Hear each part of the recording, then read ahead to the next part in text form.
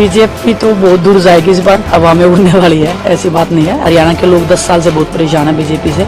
जो उन्होंने अत्याचार किया किसानों के साथ, चाहे खिलाड़ियों के साथ में, जो अपमान और जो व्यवहार उन्होंने किया है, तो लोग भूले नहीं है उस चीज़ को, सबको याद है।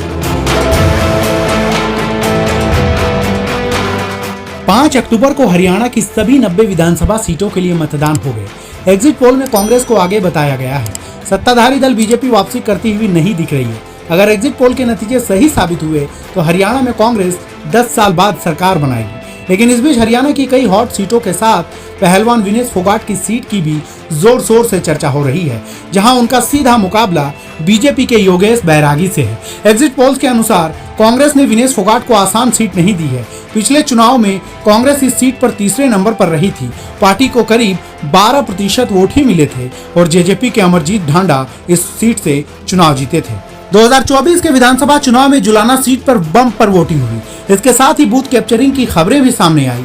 अकालगढ़ गांव में बूथ कैप्चरिंग की खबर मिलने के बाद बीजेपी प्रत्याशी योगेश बैरागी पहुंचे तो कुछ लोगों ने उनका विरोध किया और उनके साथ धक्का मुक्की भी की गई। जुलाना सीट की क्या है स्थिति? कई मीडिया रिपोर्ट्स की माने तो कांग्रेस ने विनेश फोगाट को आसान सीट नहीं दी है। पिछले बार के चुनाव में कांग्रेस इस सीट पर तीसरे नंबर पर रही थी और करीब 12% वोट पार्टी को मिले थे। जेजेपी के अमरजीत ढांडा इस सीट से चुनाव जीते थे।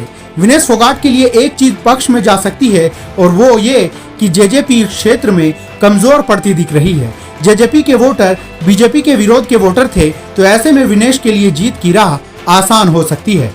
विनेश फोगाट का कांग्रेस में क्या काम? कई राजनीतिक पंडित तो यह कह रहे हैं कि विनेश फोगाट इस सीट से जीत जाएंगे, लेकिन विनेश फोगाट कांग्रेस के लिए महत्वपूर्ण नहीं थी, बल्कि उनका विरोध प्रदर्शन महत्वपूर्ण था।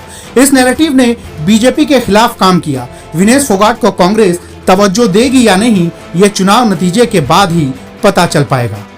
राजनीति में कैसे आई विनेश? रेसलर से राजनेता बनी विनेश फोगाट ने बताया कि 2024 ओलंपिक के बाद परिस्थितियों ने मुझे चुनाव लड़ने पर मजबूर किया। हमने कुश्ती संघ में हो रही मनमानी को लेकर दिल्ली में अपनी आवाज बुलंद की, लेकिन हमें अनसुना कर दिया गया। हमें सड़कों पर घसीटा गया था। उस दौरान कांग्रेस हमारे साथ खड़ी थी। हम जिनका विरोध कर रहे थे वे बीजेपी से जुड़े हुए थे। विनेश का जुलाना से क्या रिश्ता? विनेश राजनीति के दंगल में पहली बार हाथ आजमा रही हैं और इसकी शुरुआत इन्होंने अपने ससुराल से की है। विनेश हरियाणा के चरखी दादरी जिले के बलाली गांव की मूल निवासी हैं। साल 2018 में विनेश की शादी जिंद जिले के बख्ता खेड़ा गांव के पहलवान सोमवीर राठी से हुई थी। यह इलाका जुलाना विधानसभा क्षेत्र में आता है। यह क्षेत्र जाट बहुल है। सोमवीर राठी के पिता पूर्व सैनिक हैं और 2000 से 2005 तक सरपंच भी रहे।